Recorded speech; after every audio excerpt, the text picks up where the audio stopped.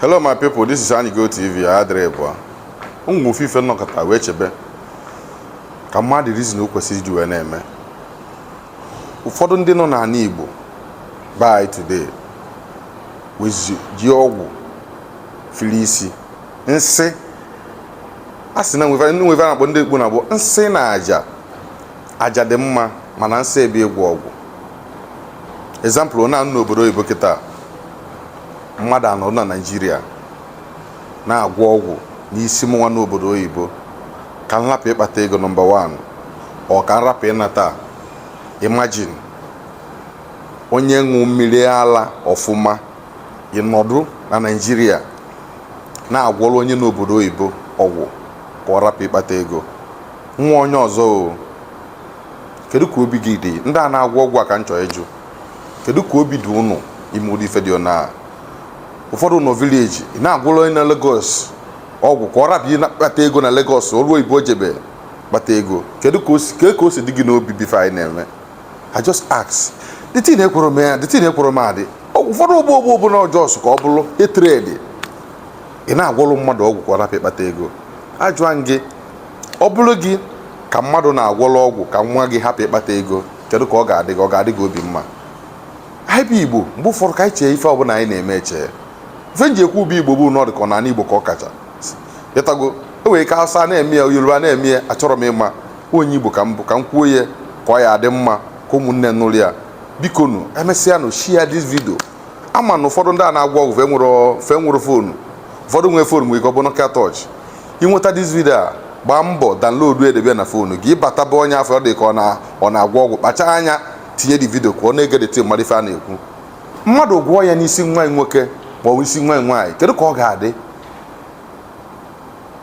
Ịmakwa na ọ bụ na ala Igbo dị mma tata na onye afọ ị na-agwọrọ ọgwụ, ọ bụ na ịgwọrọ ọgwụ onye akpata ego bunata ala Igbo dozie ala Igbo baa ya na-adị mma.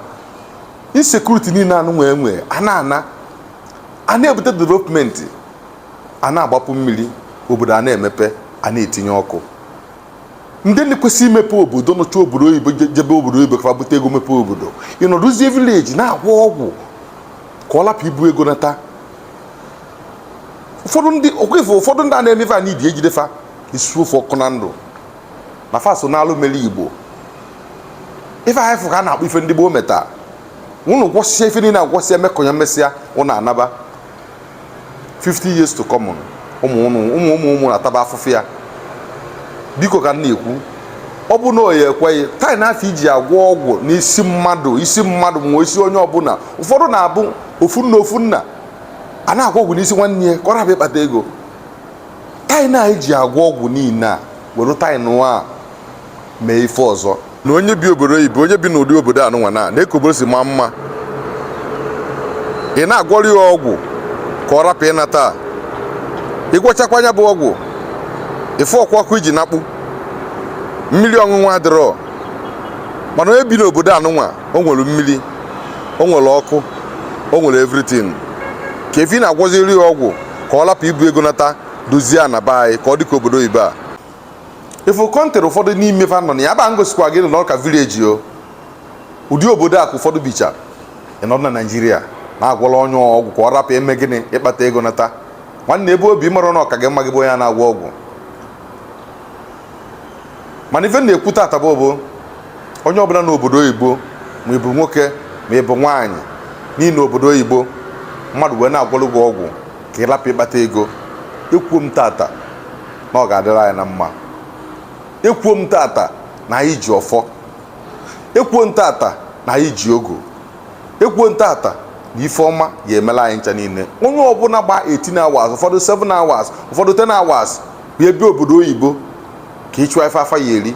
Nwanne m asị m na nwe ife ya emela oyi anyị na ntị ara afụ onye ju ogwo nwere udo. Ana Igbo ya adị mma, ụmụ Igbo ya adị mma. Ekene m unu, share this video ka ụfọdụ ndị a na-agwọ eri nka ọgwụ a nụ ya malụkwuro na anyị nwa n'obodo oyibo na anyị kafa mma. So ọgwụ ọ na-agwọ ọ bụ nonsense ka ọ na-eme. Nyarapịa si chụba aja na ife eji malụ ndị Igbo bụ ịchụ aja, ijiri ịgwọ ọgwụ malụ ndị Igbo. Ekene m unu, share this video and drop your comment.